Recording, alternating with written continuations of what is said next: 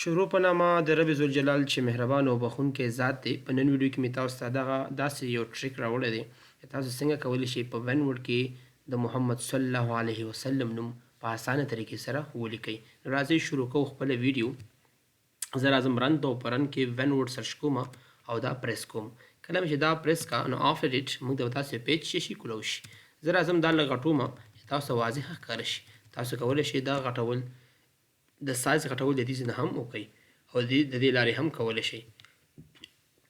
زه داسې نوم لیکم FDF وهمه او په دې وخت کې زه 4 بټن وهم صحیح ده او په دې وخت کې Alt X نو محمد ولیکل شي او FDF وهمه او په دې وخت کې A پریس کوم او بیا د هغې نه پس څه وهمه Alt X نو محمد صلی الله علیه وسلم.